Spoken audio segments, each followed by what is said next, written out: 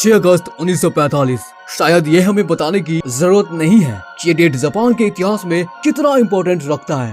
Hiroshima Japan का एक ऐसा शहर जो महज 2 मिनटों में लाशों का शहर बन गया। आखिर क्यों और कैसे, इस टॉपिक को हम 2 भागों में बांटकर आपको समझाएंगे। पहला भाग, क्यों ये डेट जापान के इतिहास में इम्पोर्टेंट है।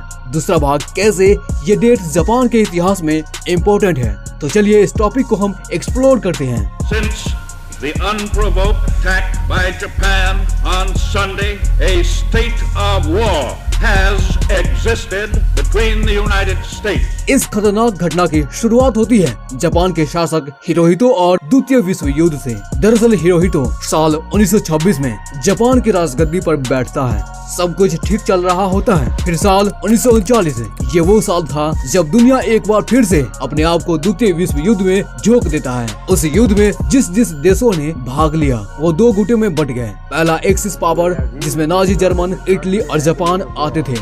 दूसरा एलाइज पावर, इसमें ब्रिटेन, अमेरिका, चाइना और सोवियत संघ यूनियन शामिल थे। जाहिर सी बात है कि एक्सिस पावर हारने वाले थे क्योंकि वो द एलाइज पावर से कमजोर था। जापानी शासक हिरोहितो ये चाहता था कि जिस तरह ब्रिटेन, भारत और दूसरे देशों पर अपना शासन चला रहा था, वैसे हम भी दूसरे देशों पर कब्जा करेंगे और राज करेंगे। ठीक ऐसा ही हुआ। 1940 तक इंडोनेशिया, लाओस, वियतनाम जैसे छोटे मोटे देशों पर अपना अधिकार जमा लिया। इन सब से हिरोहितो काफी खुश था क्योंकि वो चाहता था कि हम पूरे एशिया पर कब्जा करके उन पर अपना हक जमाएंगे। उधर अमेरिका, एशिया और यूरोप पर नजर बनाए हुआ था कि वहाँ पर क्या सब चल रहा है। अमेरिका को सेकेंड वर्ल्ड वॉर में शामिल होने का कोई दिलचस्पी नहीं था। फिलीपींस जो अमेरिका के कंट्रोल पर था, उस पर कब्जा करने के लिए जापान पहले अमेरिका को हराने के बारे में सोचा और इस पर्पज से जापान 350 एयरक्राफ्ट के साथ अमेरिका पर हमला कर दिया। उसमें 19 नौसैनिक जहाज, 188 मिलिट्री एयरक्राफ्ट और 2000 से ज्यादा अमेरिकी सैनिक मारे गए। हिरोहितो जापानी लोगों का ब्रेन वॉश इस तरह से कर दिया था कि हमारा जो धर्म है वो कहता है कि हम अपने शासक के लिए जान कुर्बान भी करना पड़े तो हम कर देंगे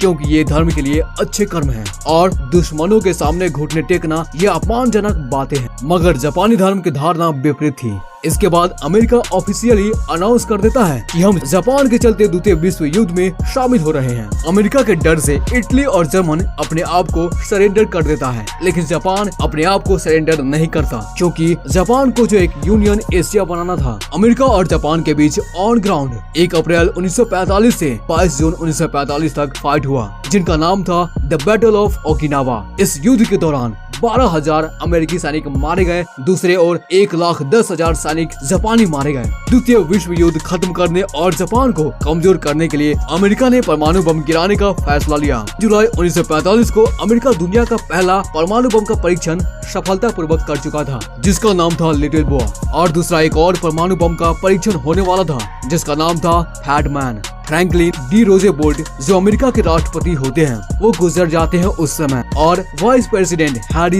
एस ट्रूमैन नए राष्ट्रपति बन जाते हैं। अमेरिका के फिर से काफी कोशिश करने के बाद भी जब कोई बात नहीं बना तो ट्रूमैन 6 अगस्त 1945 को सोमवार का दिन सुबह 8:15 बजे हिरोशिमा पर लिटिल बॉय एटम बम गिरा देता है। इस बम धमाके में सिर्फ 2 मिनटों के अंदर 3,26,000 लोगों की जान चली जाती है। जो लोग इस बम ब्लास्ट में सरवाइव कर गए वो कहते हैं कि एटम बम गिरने के दौरान एक लहूलुहान तेज रोशनी चमकी, उससे हजारों लोग आजीवन अंधे हो गए। बम फटने से कितने जापानीज लोग परमानेंटली बहरे हो गए।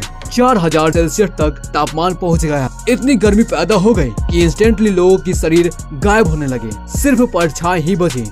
वहाँ पर इतनी टॉक्सिक पैदा हो गई कि कुछ महीनों तक काली बारिश होने लगी थी।